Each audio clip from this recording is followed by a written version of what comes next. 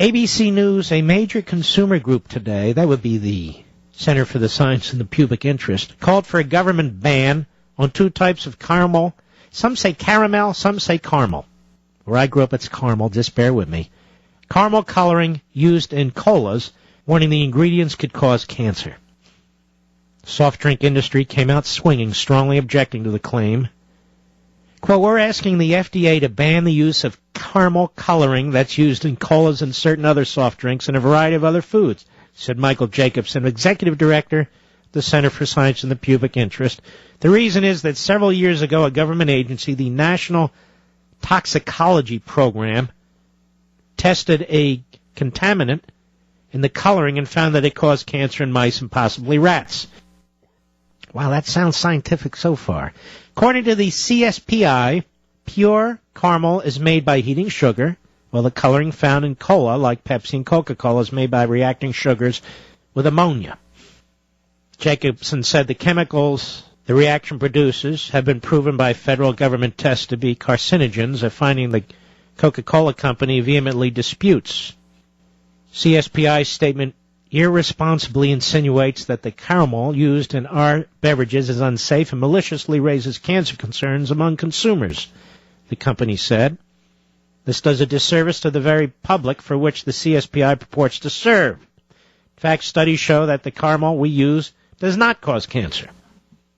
Dr. Fred Gungerich, professor of biochemistry at Vanderbilt University in the great city of Nashville, said there's merit on both sides of the debate. Now listen to this, the whole thing.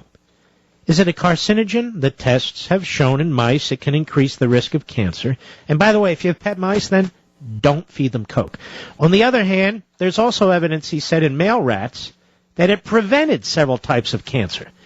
So if you're a male rat, drink it. The professor also said, basically my advice would be just to relax. I did some simple math. If you look at the study in terms of what the mice got, in terms of causing any effect, a human being would have to drink more than 1,000 sodas a day. There it is. The killer sentence. The kicker sentence. About 12 paragraphs into the ABC News story. Maybe it's 8, whatever. Do you drink 1,000 sodas a day? I don't think so. So what is this? This is what we call in the scientific world crap. The Center for Science and the Pubic Interest is one of these left-wing groups spawned by, I believe, Ralph Nader or his ilk. So I've been listening to this news all day. Have you?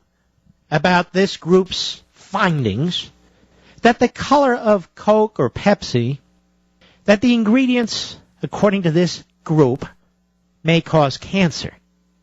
And I'll bet so many of you are saying, don't drink it, it can cause cancer.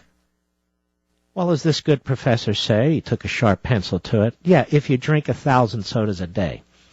And if you drink 1,000 sodas a day, your problem's not going to be cancer.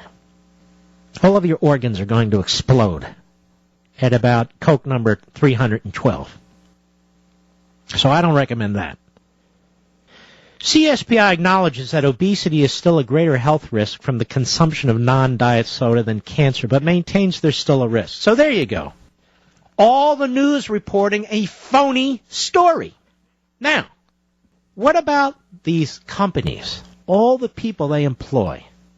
All the offshoots of these companies. The truckers. The bottling companies.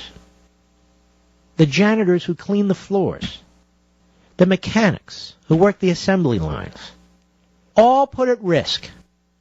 The vitality of this industry put at risk because it'll take years for this lie to be undone. Years.